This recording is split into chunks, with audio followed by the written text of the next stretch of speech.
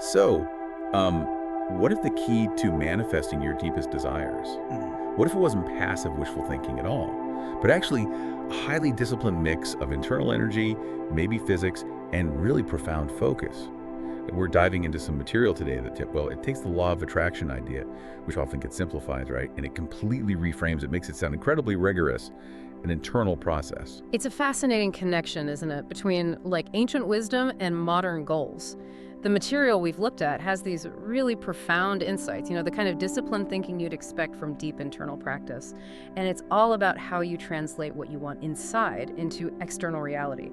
So our mission today is really to unpack this synthesis, to move beyond just, wanting something and to really understanding the energy required, the focus, and importantly, the actual application needed to get there. Okay, let's unpack that, because the usual story around manifestation is, well, you set an intention, maybe visualize a bit, and then you just wait for it to show up. But this material seems to demand something else entirely, that you become an active creator inside yourself first. It says the path starts in the smallest area inside of yourself. Exactly. That's the starting point for making something manifest, what the Source calls the world of thoughts. And this bit is crucial.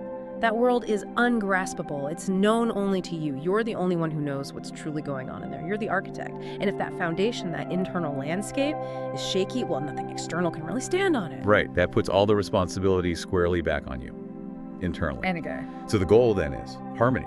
Getting what's inside you, that thought, that desire, into direct resonance, it says, with the outside world, the world of forms. And here's what really caught my eye. It explicitly says there is no magic formula. Zero. No magic wand? Nope. It's purely a mirroring process. Think of it maybe like tuning an old radio. You've got to dial your internal frequency exactly to match the frequency of what you want outside. And the mirroring only clicks when you transform that abstract thought, which is just, wishful thinking on its own, into something feelable. That's the pivot point. It's essential. Mental. Yeah.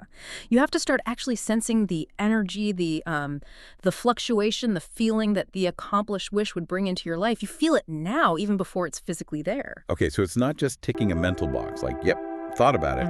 It's an emotional and energetic commitment. So if I want, say, a new business contract, I don't just think I want the contract. I have to actively kind of call up the feeling, the relief, maybe the satisfaction, the energy that contract brings. Precisely. Exactly that. And this intense, deep engagement with the thought, making it feel absolutely real and established inside you, that is what the Source considers genuine prayer. It's not about just saying words out loud. It's diving in, cultivating that thought, holding it, until it becomes tangible internally. So your thoughts and feelings are aligned, they're in harmony. Because if you're thinking success but you're feeling fear or doubt, you haven't reached that harmony yet. Right. We've established the internal work is huge, paramount.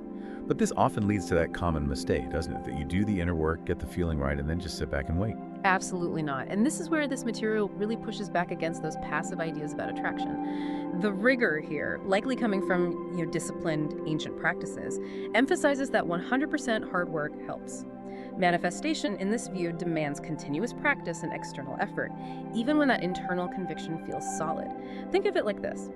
The internal work sets the direction, like a compass needle, but the external work provides the momentum, the actual steps on the path. Okay, so effort is key. And linked to that is patience. The instruction is to stay with a goal slowly, steadily, wholeheartedly. I want to push on that pace idea, though. Why slow? Why is fast change seen as, well, suspicious or bad? That's a really good question, especially today when we want everything instantly. But the Source warns that anything changing the status quo too quickly often ends up being destructive, or just unhelpful in the long run. Think about a plant.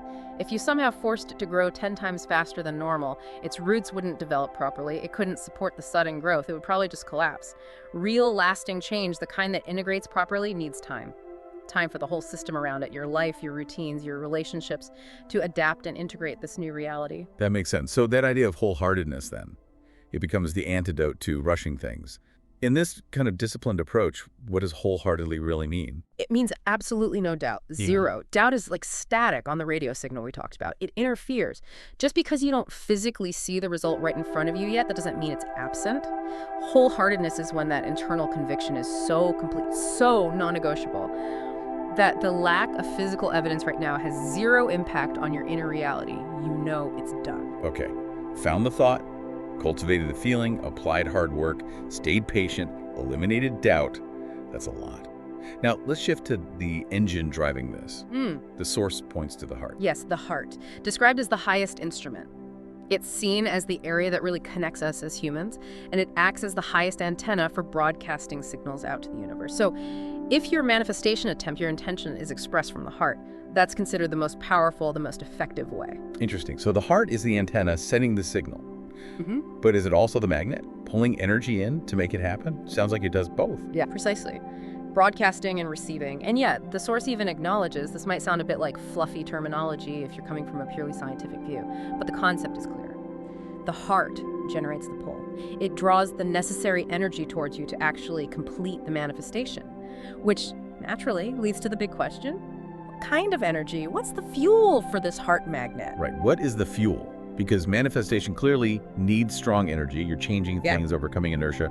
So what's the highest energy, the most powerful fuel? Well, the source is pretty clear on this. It asserts the highest energy is the kind that carries the potential to create life itself.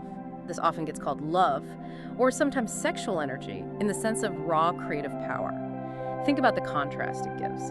New life is created from love, from that bond, never from hate or jealousy or fear. That creative, unifying, powerful energy. That's the bedrock for successful attraction, according to this. That's profound. But I have to admit, I struggle with applying that. If my goal is, say, getting a promotion or hitting a financial target, how do I apply creative love energy to my quarterly report without it feeling, well, a bit ridiculous? I'm not in love with my spreadsheet. Yeah, that's a fair challenge. And that's where we need to look past the simple word love. It's about the type of energy. When the source says love energy, it's pointing to that fierce, unified, focused passion required to bring anything into existence. It's the energy that moves something from just an idea into a created reality, like the bond needed for actual creation. It's about non-fragmented, wholehearted commitment, total focus. So you apply that energy to your report not by being romantic about it, but by approaching it with such intense, disciplined, passionate conviction that you embody the successful outcome already. It's like the highest form of unifying concentration, maybe. I see. Okay. So it elevates the effort. It's not just about wanting something for yourself. It's framing it as a genuinely powerful creative act fueled by total conviction. But these principles, this mechanism, if it can attract positive creation, surely can work in reverse too. Absolutely. And this is where the source connects the law of attraction directly to its darker twin, the self-fulfilling prophecy. They're described as being in the same category, based on the exact same principle, the same mechanism. If a negative fear or a worry becomes so strong, so persistent that you feel it daily, if that fear becomes internally tangible, feelable, just like the positive desire, then it also becomes magnetic, and it pulls that negative outcome towards you. Wow. So whether you attract success or you fulfill your worst fears, the engine is the same. It's about converting a thought into a strong, magnetic, feelable emotion. It just depends if that core feeling is positive and creative, negative and fearful. Exactly. And this whole idea is rooted in the fundamental principle of duality, the yin and the yang. The source says this underpins pretty much everything: existence, thinking, feeling, behaving. You've got the electric force spreading outward, think of action, broadcasting your idea, projecting energy. And you've got the magnetic force pulling inward, that's the focused effort, gathering resources, consolidating. Okay, that's the basic yin-yang, electric magnetic, outward, inward. But the source we looked at takes duality a step further, doesn't it? It moves beyond just black and white. It uses that visual model, the yin-yang circle, but divided into 4 areas: large white, large black, small black. Yes, exactly. Duality is just the start. Dividing it into those 4 quadrants reveals what it calls different transition phases.